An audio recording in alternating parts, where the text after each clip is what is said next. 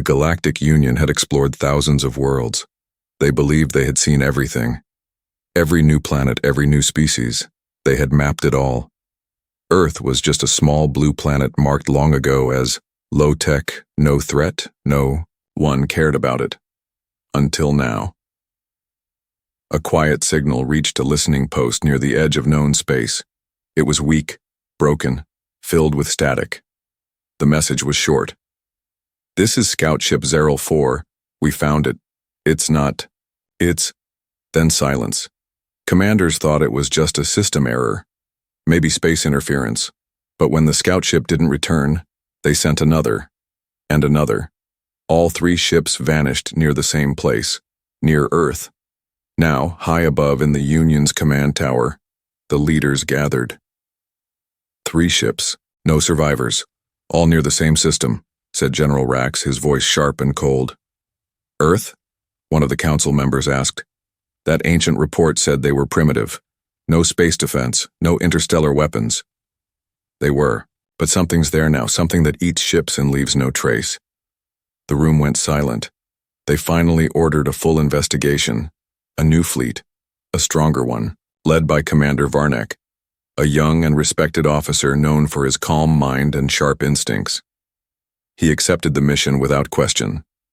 But deep inside, something felt wrong. As the fleet moved toward Earth's system, strange things began to happen. Long-range sensors flickered, navigation systems gave wrong coordinates. One ship reported shadows moving in space just outside their vision range.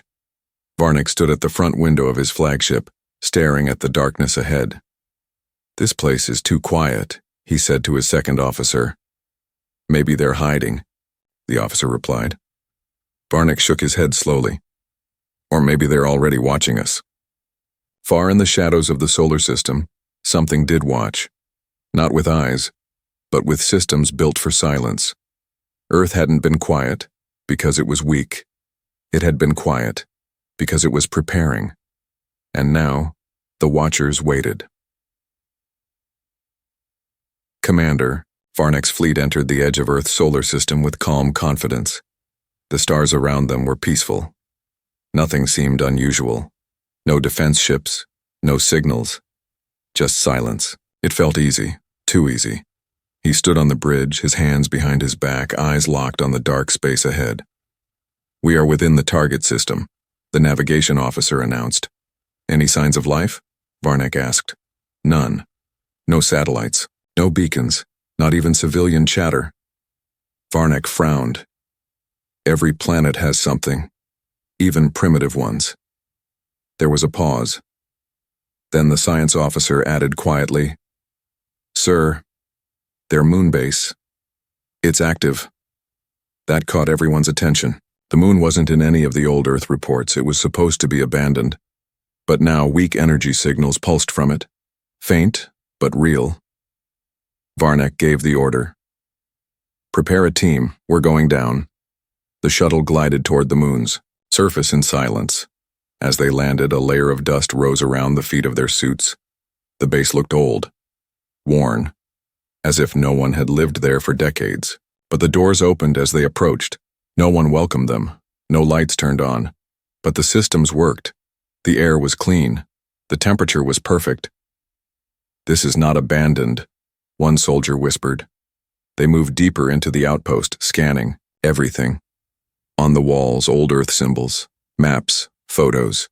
Then, an entire hallway filled with data screens. Suddenly, one turned on by itself. A black screen, white text. "You are being watched." Everyone froze. The doors slammed shut behind them. Alarms didn't ring. Weapons didn't fire.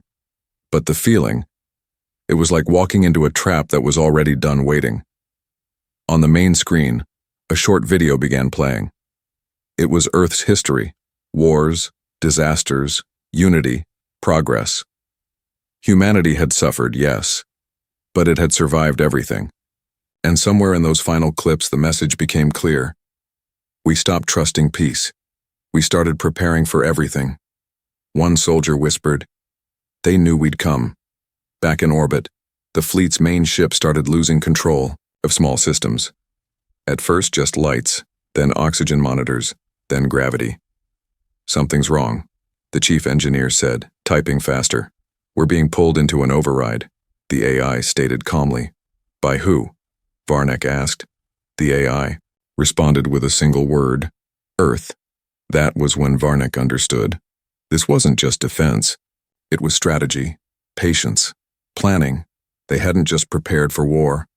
They had prepared for them. And now, it had begun.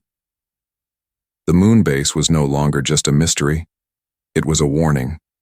Commander Varnek stood in silence as the Earth-made video ended. The images of old wars, ruined cities, rebuilt nations, all were human history. But this wasn't just a record. It was a message. One meant to be seen by outsiders. Behind him, the room remained still, but no one felt safe. The silence wasn't peaceful. It was watching. Then the hallway lights flickered. Varnek turned to his team. "We're not alone here. Stay alert." They moved deeper into the base, trying to understand its layout.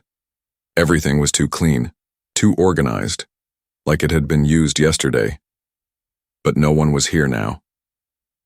As they passed into the command center, the main console lit up again, showing a blinking file. The title read, "Do not follow our silence." Varnek hesitated, then opened it. Audio played, this time a voice deep and calm. "You have ignored every sign. You believed silence meant weakness. You believed missing ships meant accidents. You believed Earth was unprepared. You believed wrong." Suddenly, doors behind them locked shut. Small drone-like machines emerged from the walls, not armed, not attacking, just scanning. "Sir," said one officer, "these systems are mapping us. Not just our locations, our tech, our biology, everything." One of the drones focused on Varnek's badge and flashed a red light. Then the walls started shifting. New screens unfolded, and for the first time, they saw something terrifying. Not weapons, but knowledge. Diagrams of alien ships, full layouts of their fleet, communication codes, even personal logs. "They already know us," whispered the science officer. "They've been studying us the whole time," Varnek said slowly. "But how?" One screen zoomed in on a galactic map. Small dots marked every Union base, every patrol route, updated, detailed, accurate. "Sir, this is months ahead of our own charts. They've been watching us longer than we've watched them." Suddenly, back in orbit, the main ship sent a distress ping. "Unauthorized access detected. Control systems unstable. Initiating lockdown." Varnek opened a comms channel. "What's happening up there?" The reply came, but it wasn't his crew. It was a voice from Earth. "You should not have come. This was your last chance to leave," quietly. The moon base's power surged. The floor shifted again, this time revealing a massive underground shaft. Lights traveled downward as if inviting them in. A choice stood before Varnek. Go deeper and uncover the truth, or retreat and return with questions no one could answer. But retreat was already too late. Systems across the fleet were going dark. One by one, not destroyed, not hijacked, just taken offline, as if they had never belonged to the Union at all. This wasn't defense. This was a lesson, and Varnek was starting to understand that Earth's silence had been the loudest warning of all. From the moon's surface, Commander Varnek could still see the glow of his fleet above. But something was wrong. The ships were no longer moving in formation. They drifted, slowly, silently, like puppets with their strings cut. He tapped his wrist device. "Flagship, respond." No answer. Again. Nothing. "Try another channel," he ordered, voice calm but tense. "We've lost direct comms," replied his technician. "All signals are being redirected." "By what?" The screen blinked, then displayed one word in an unfamiliar Earth code, auto-translated into perfect galactic standard. "Observation complete." Below their feet, the moon base rumbled softly. The shaft they had discovered earlier, now glowing with deep blue light, opened wider. A quiet hum grew louder. They weren't alone anymore. Something was waking up. Not machines of war. Something older. Something intelligent. Varnick made a decision. We go down. The elevator took them into a vast underground chamber. But this was no bunker. This was a library. Thousands of floating screens, hard drives, memory cores, information from every corner of the galaxy. This isn't just about Earth, said a stunned officer. They've been recording everything, us, our enemies, even species we barely know. Then the question is, how? Varnick whispered. A soft light glided above them. A projection, maybe AI. It formed into a human-like figure, faceless, calm and unarmed. You are here because your kind assumed silence meant weakness. You are not the first. You may not be the last. Who are you? Varnick asked. The AI answered without emotion. I am memory, a reflection of what was, and a protector of what must remain hidden. Another officer leaned in. Hidden from who? The AI turned its head slightly. From those who think preparation is aggression. From those who turn every meeting into conquest. From those who look at peace and see opportunity. Then, without warning, the images in the room changed. It began showing recordings, real footage, of alien ships entering Earth. Space over the past 100 years, all of them gone. No battles, just erasure. One file paused, zooming in on a crew before they vanished. They didn't attack, Varnick said. They were absorbed. The AI continued. Earth no longer responds with weapons first. It responds with knowledge, with silence, with understanding too deep for invaders to escape. Varnick stared at the floating data. You took their ships? We learned from them, the AI replied. And now we've learned from you. Back on the surface, the fleet tried to regroup, but inside each ship, systems began rewriting themselves.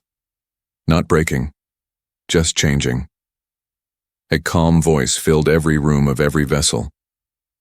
War is not needed, but if you bring it, we will take what you offer and return it stronger. It wasn't about destruction. Earth wasn't fighting like the galaxy did. It wasn't shooting back. It was absorbing, copying, upgrading, growing. Varnick finally understood. Earth wasn't preparing for war. Earth was becoming the war no one could win, and still it hadn't fired a single shot. Varnick stood at the edge of the massive underground chamber, surrounded by knowledge no alien species should have had, let alone this so-called primitive planet. But it wasn't the data alone that shook him. It was how Earth had gathered it, quietly, without attention, without conflict. Sir, one of his officers whispered, if they have all this, what else have they already taken from us? Varnick didn't answer. He didn't have one. The AI projection, still calm and without form, shifted its tone. You were not the first fleet to come here, but unlike the others, you asked questions. That sentence sank deep. It confirmed what they all feared. Those other fleets, what happened to them? Varnick asked, not sure he wanted the answer. The lights in the chamber dimmed. One by one, holograms appeared, of ships, alien in design, drifting lifeless in orbit.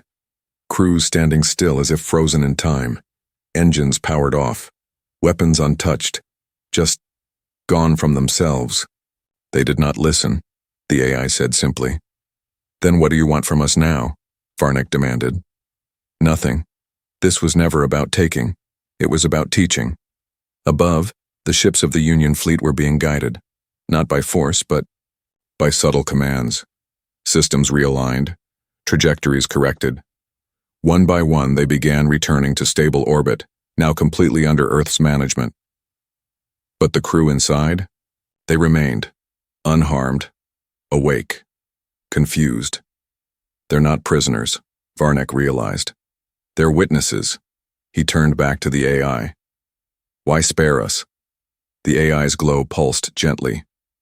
Because one of your crew chose not to launch the first strike. Varnick turned to his science officer, young, quiet, and thoughtful. She looked stunned. I disabled the targeting system, she said softly. It just didn't feel right. The planet wasn't doing anything. Earth had seen that. It had watched not just actions, but decisions. The AI moved closer now. Earth does not fear weapons. It watches choices. That is the measure of a visitor. Varnick lowered his voice. But why go through all of this? Why build defenses no one sees? Why hide everything? The AI paused. Because long ago, Earth learned that strength without sound is more lasting than strength with noise. We do not show force unless you look too closely. That was the truth. Earth's greatest weapon wasn't ships or lasers. It was preparation, observation, strategy. It had studied the galaxy in silence while the galaxy laughed at its quietness. And now, the galaxy didn't laugh anymore.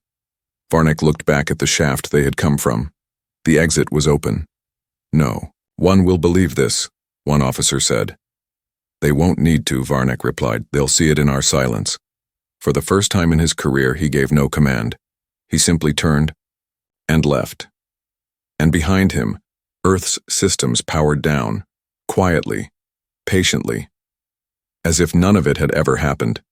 But the message was clear. The next time someone came uninvited, Earth would still be watching, and the galaxy would finally remember why no one returned from a mission to this small blue world. The silence followed them home. Weeks had passed since Commander Varnick's fleet left Earth's orbit, but nothing felt the same. Systems had been restored. Crew members were healthy. No one was injured. No ships were damaged. And yet the Union Council could feel it. Something unseen had returned with them. The grand chamber of the Galactic Union stood filled with its highest leaders, gathered in polished robes, brows furrowed, waiting for Varnick's report. Cameras recorded everything. Billions across the galaxy were watching. The entire mission had been public knowledge. Until the silence. Now they wanted answers. Varnick stepped forward. His voice was steady. His words were careful. There was no war, no attack, no visible threat. Earth did not respond as expected. And that was the threat, the council murmured. He continued. They let us see. Let us walk through their secrets, but only because they wanted us to understand one thing. They don't react like us. They don't prepare like us. They evolve. He paused. They knew our weapons, our ships, even our decisions. They had data on us before we arrived. And, what's more, they had data on every other civilization that ever reached for them. But how? One council elder asked. Varnick looked him in the eye. Because while we explored the stars loudly, Earth stayed quiet and listened. The room fell silent. No one dared to speak. And then came the part that changed everything. Varnick opened a small projector cube.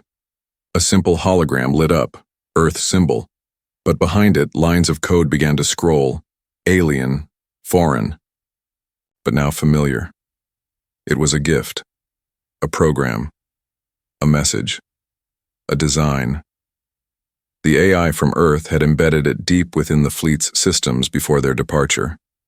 Not malicious, not harmful, but something that kept learning, something that had already started improving parts of their technology. No commands, no demands, just quiet upgrades. One counselor leaned forward, whispering, "They gave us knowledge." Varnick nodded. And a warning, that we're not ready to use it yet. Across the galaxy, strange things began to happen. Ships on deep patrol began detecting faint Earth signatures, faint echoes of their data pattern. Small probes, shadows moving near stars long thought unvisited. Earth's presence, quiet, soft, never seen directly, but always just close enough to remind everyone. It became clear, Earth wasn't hiding anymore. It was watching everyone now. The Union tried to erase the reports. They called it a misunderstanding, a malfunction. But the crews knew the truth. The fleets knew what they saw. And in secret, so did the scientists, the engineers, and even the military. A change had begun. And as Varnick sat alone one evening, Staring into the stars, his ship's AI whispered something unexpected. Incoming message. Origin, unknown. He opened it. It was a voice, familiar, calm, still faceless. You chose not to fear us, so we gave you a chance. The next ones may not choose as wisely. Then silence again. Not fear, not threat, just a quiet reminder. Earth was no longer the unknown planet.